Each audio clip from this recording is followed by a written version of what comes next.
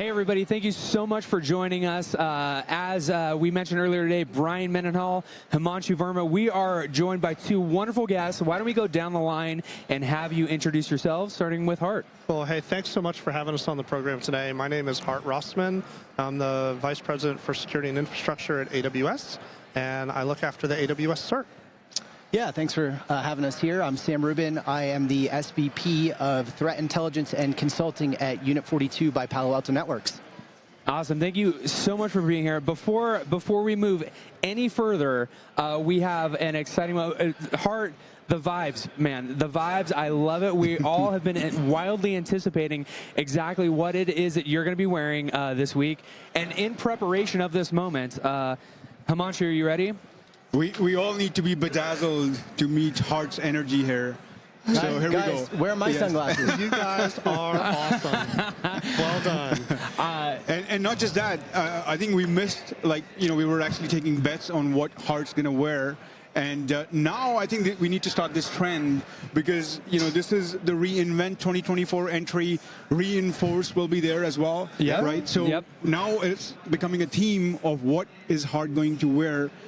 Predictions and matches of those predictions will be winners on Security Live. If you use AI, you cheat, you're out. You're not welcome back into the competition. But I feel we should also have some sort of competition where if you win, you get to pick day 3 Hart wears like a dinosaur pajamas with rhinestones or something crazy.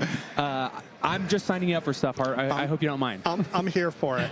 Right? All right. Awesome. The most important thing is that security is visible and accessible.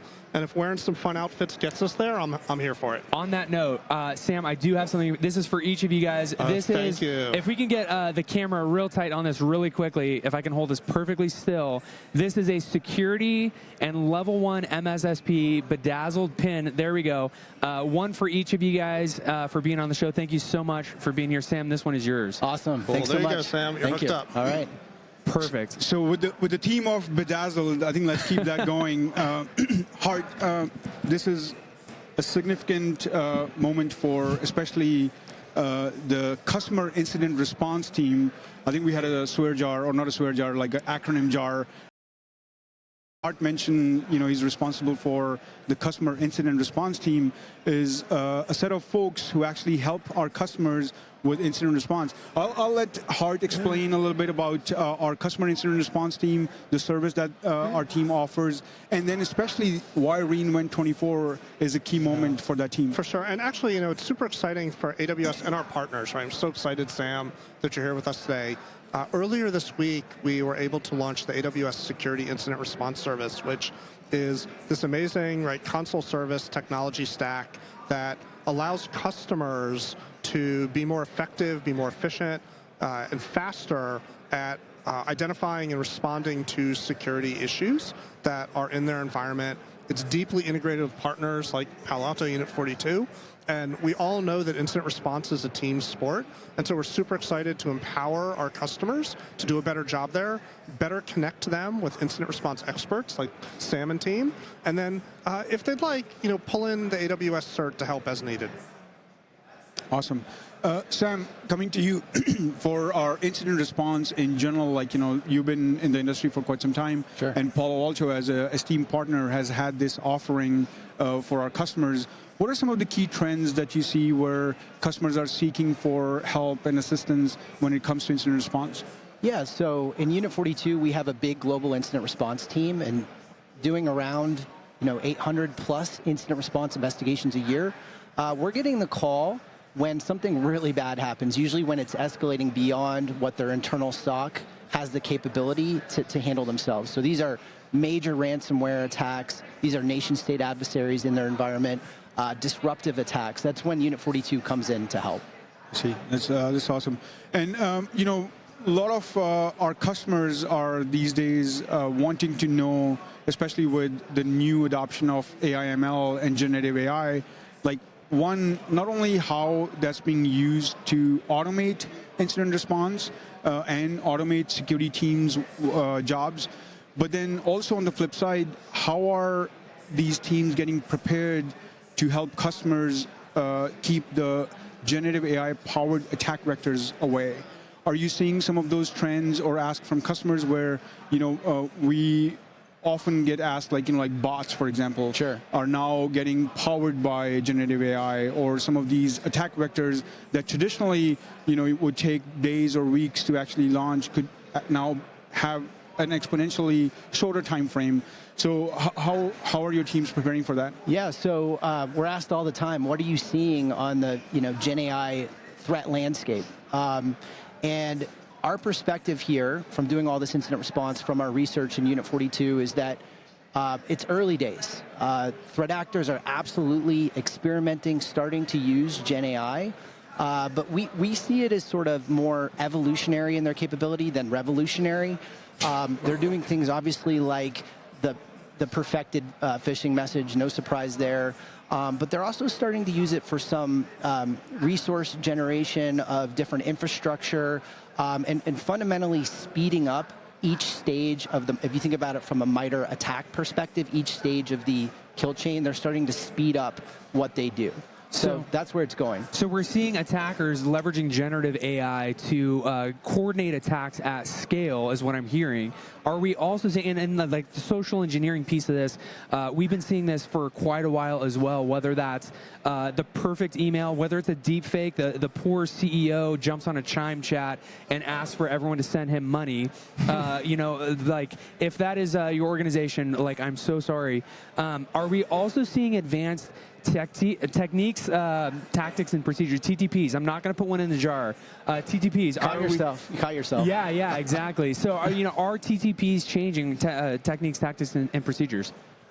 Right now, what we're seeing, and again, early days, I don't think there's anything net new in terms of TTPs that didn't exist. There's no new category on the MITRE attack framework, but it's leveraging Gen AI to build those things faster and at greater scale. Right. Where is it going in a couple of years? Then that's when I think it's going to get really interesting when we talk about bots chaining to automate more of the kill chain, and we talk about zero-day identification using Gen AI. That's when it's going to get really interesting, but we're not there yet. It's not there yet. Right. Okay.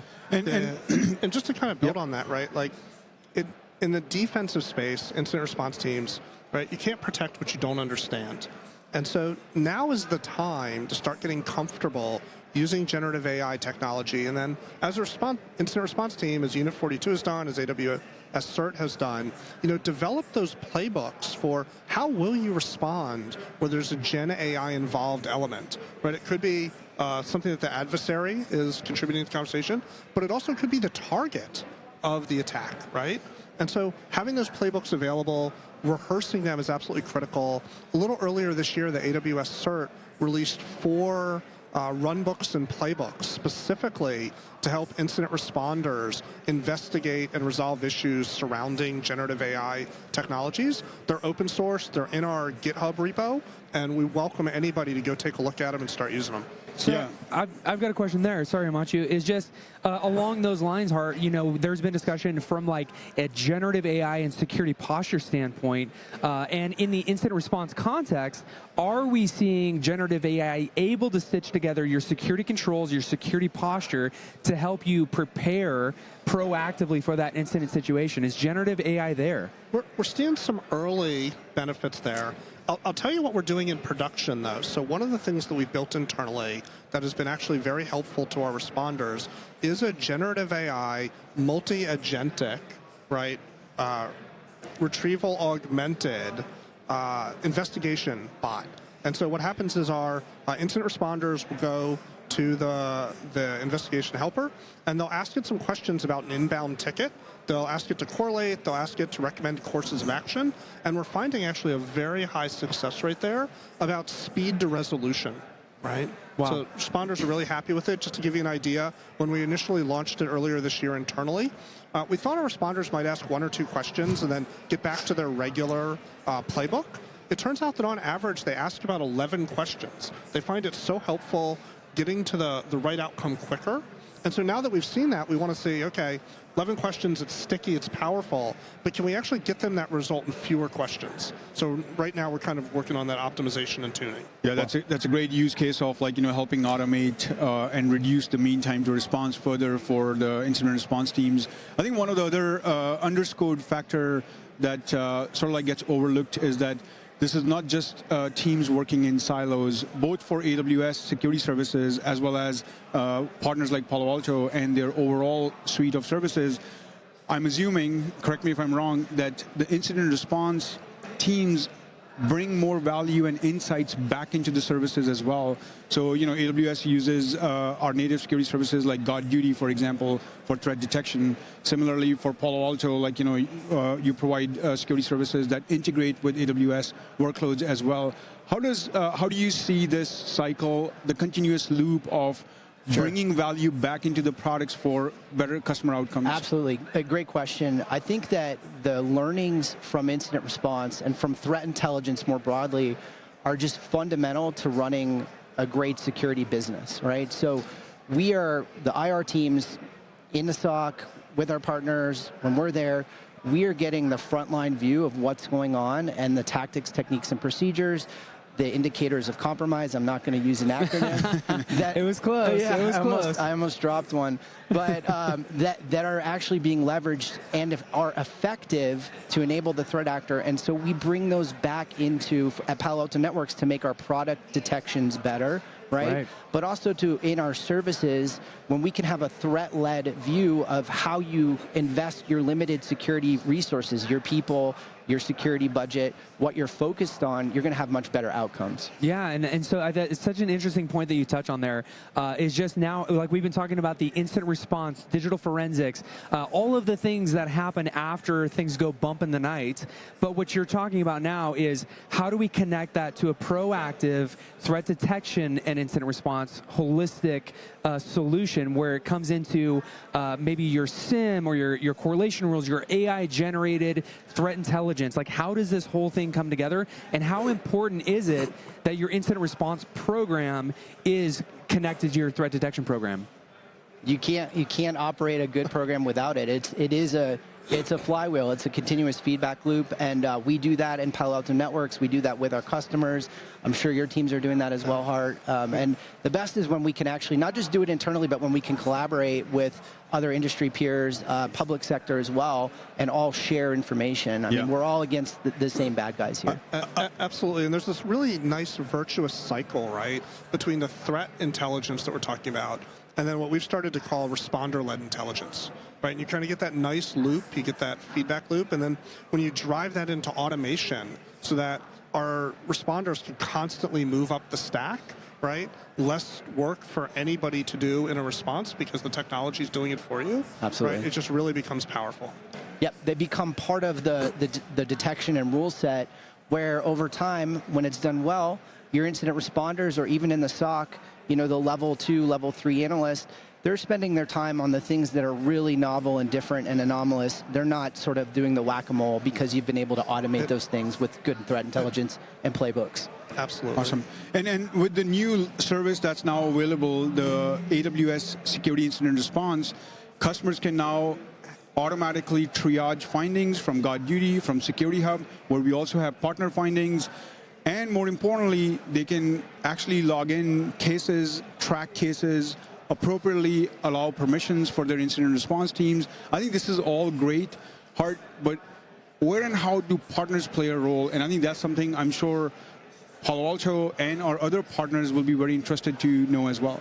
Yeah, so incident response, I mentioned earlier, it's a team sport. It's super important to have strong partners like Palo Alto Unit 42 and others in the mix. It first starts with the customer, right? Customers often are working with multiple responders during an escalating issue, right? They might have internal teams, they might have third parties, they might already have a retainer or a relationship with a company like Unit 42 in Palo. They might be working with law enforcement, they might be working with a technology provider like AWS. And so just starting out with the mental model like we've done with our service, that we're going to be collaborating. Right? It's not a winner-take-all. It's not a single service provider. Is really key, I think, to the service that we made available this week. And then, this ability to ingest data through Security Hub from different partners, right? Like Palo Alto, being able to then collaborate on the response, and then creating that feedback loop of like, what did we learn from each issue, and then making sure we all collectively get better by being able to publish playbooks, publishing new detections, right, and making sure that as a community, we're doing a better job of getting after those bad actors. I love that concept of community, right? Within the cybersecurity industry, whether it's Palo Alto, it's an AWS, Amazon Web Services, AWS. Do I have to do it? I'm not sure how this works, but whatever that community looks like, right? Whether it's at the service provider level, whether it's at the customer level, or it's at the global cybersecurity community, I think it's such a great point. And it's like, I want to hear more about how each of us are contributing to the greater cybersecurity community with this threat intelligence, with this information that we're receiving. Yeah. So one aspect that we talked about in general, right, is OCSF. Right? Yeah. And so although it's not responder specific, if we are emitting information that's OCSF compliant, it gives you that interoperability. It gives you the ability to integrate, right, across a variety of tools, whether it's Prisma and Cortex or whether it's GuardDuty and Security Hub, right? The point is we get the right security outcome faster for our customers. Absolutely. And one more on the acronym jar, but You did it. You busted. For our audience, open source schema format, which is open cybersecurity schema framework, as Hart mentioned, very valuable for our customers, makes querying the logs and the findings easier, high performance on the analytics side can be easily integrated. So we're seeing a lot of energy both from our partners as well as other vendors who are integrating with OCSF, which is, like I said, an open source schema format that's available for everyone to leverage. Absolutely. So, I mean, I think that there's other tools that the AWS is looking to incorporate and build, right, when it comes to the collaborative opportunities for cybersecurity data, right? And so, can I say OCSF now, or do I have to say the whole thing every time? I'm not sure. But with OCSF, of course, we've got Amazon Security Lake. There are, this concept of a lake where customers take control of their security data, I think is really important as well to ensure that for the customer's benefit, that the organizations they're working with are able to collaborate with their data. Right, and so how does that work, I guess, within the context of incident response, being able to access that data? I would imagine that is a huge benefit, right? That's exactly how it works, Brian. I answered my own question in the question. I'm sorry, Hart. I think when the responders come in, ideally they're familiar with the architecture and the infrastructure that they're jumping into. But from a third-party provider standpoint, there's so many different, I mean, yes, it's Amazon Web Services. Sometimes it's other cloud providers. We won't name any of their names. But, on-prem, cloud, SaaS, it's just so varied. So to have data collected and to have it already be sort of ingested and stitched together, it creates this incredible advantage in speeding up response. And so when we work with customers that have taken those steps already, there's a night and day difference between those that are earlier in that journey and maybe have data in different pockets or places. Maybe they've got some cloud data, they've got some endpoint data, they've got some application data, but it's not necessarily integrated. So since this is the customer incident response team's big day, I want to give Hart an opportunity to also share a sneak peek that is going to be available later today in Ruba's keynote.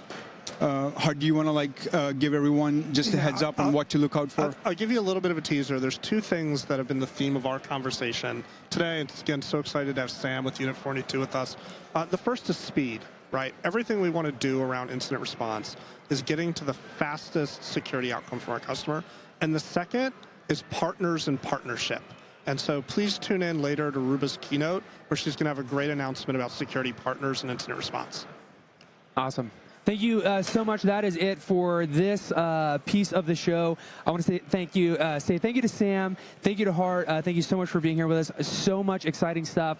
If you might have missed it, Ruba's keynote, specifically at 3 o'clock Pacific PM today. Make sure you check that out. And thank you so much for joining us. Well, thank you guys. Cheers. Thanks so much. Thank you.